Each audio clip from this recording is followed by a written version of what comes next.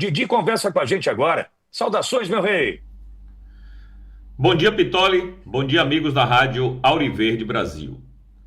Hoje eu gostaria de comentar a visita do senhor Pedro Vaca, que é o relator da Comissão Interamericana de Direitos Humanos, da Organização dos Estados Americanos, e esse senhor veio ao Brasil para visitar in loco toda a situação em relação aos direitos humanos, aos presos políticos e à supressão da liberdade de expressão que a direita está sofrendo neste país.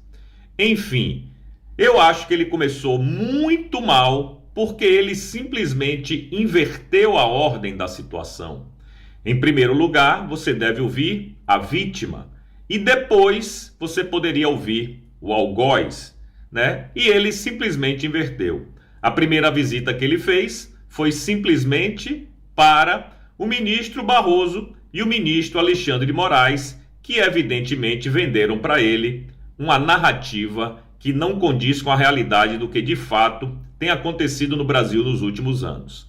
O senhor Vaca, como a gente sabe, resolveu trabalhar depois de muitos anos sem fazer absolutamente nada, e eu acredito que por pura pressão do governo americano. Mas eu não digo uma pressão direta, eu digo uma pressão indireta. Não acredito que até o momento o Marco Rubio, que é o cara que quer mudar a OEA, ele tenha interferido em alguma coisa. Mas o simples fato de o Donald Trump ter sido eleito já fez com que esse cidadão, Pedro Vaca, se coçasse, como a gente diz no popular, e resolvesse mostrar serviço para o futuro patrão, porque todo mundo sabe que quem banca a OEA são os Estados Unidos. Enfim, eu não vejo sinceridade nesse cara. Ele é um esquerdista, colombiano, amigo do Petros, e ficou calado durante muitos anos sobre tudo o que acontecia no Brasil. E evidentemente que essa demonstração dele agora de querer mostrar serviço, a mim me soa muito estranho. De qualquer jeito, como eu disse, ele inverteu a situação, começou pelo fim, em vez de começar ouvindo primeiro os presos políticos e seus advogados. Eu acredito que o Vaca deveria sim visitar in loco, lá na Papuda, na Colmeia e em Bangu, os presos políticos do Brasil, olhar cara a cara, tete a tete, bater um papo com Daniel Silveira, com os senhores e senhoras que estão presos na Papuda e na Colmeia, para depois, lá no final, depois de ouvir toda a sociedade civil organizada, mas ligada de fato a essa problemática dos presos políticos patriotas brasileiros, aí sim ele poderia ir lá no STF conversar com Barroso e com o ministro Alexandre de Moraes. Bom, dizem que nessa conversa o ministro Barroso disse que vendeu aquele peixe deles, né? Mostrou toda a situação política do Brasil, o que é que aconteceu no Brasil, né? E segundo Barroso, isso colocou em risco a constitucionalidade, a institucionalidade, melhor dizendo, da Suprema Corte, e que isso exigia uma atuação firme do Supremo. Falou também do Daniel Silveira. Enfim, exigir uma atuação firme do Supremo não significa atropelar a Constituição, que é o que Barroso e os seus colegas estão fazendo no momento, né? Porque ninguém dali tem foro privilegiado, ninguém poderia sequer ser julgado por eles. De qualquer jeito, Barroso também disse que, segundo a mídia, veja como funcionam as coisas, né? A mídia coloca a informação que é usada pelo Poder Judiciário para ou tomar medidas contra a direita ou suprimir a voz da direita.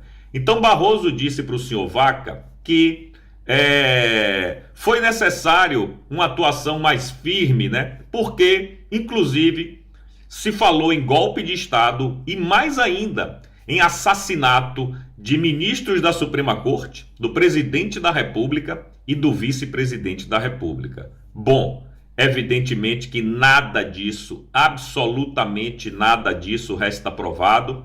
Foi apenas o ministro Alexandre de Moraes que falou isso em algumas entrevistas. Uma hora seria preso e assassinado no meio de uma estrada entre Brasília e Goiânia. Na outra hora ele seria enforcado em praça pública, lá na Praça dos Três Poderes. Enfim, narrativas que não param em pé.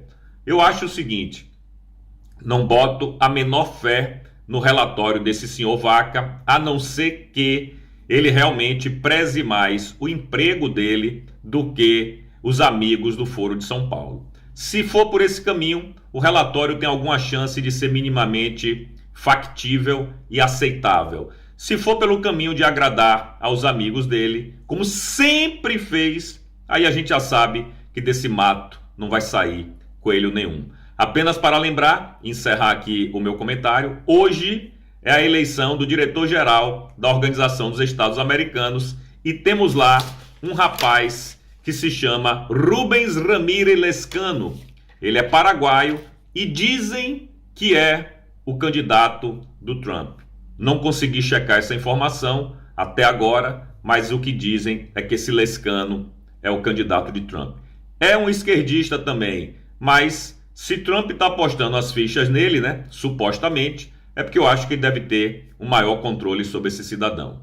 Vamos aguardar a eleição na OEA para a gente ver quem vai ser o atual manda-chuva, e aí sim isso também vai balizar os rumos que o senhor Vaca vai tomar no Brasil, porque provavelmente ele vai querer agradar o próximo chefinho, não é mesmo?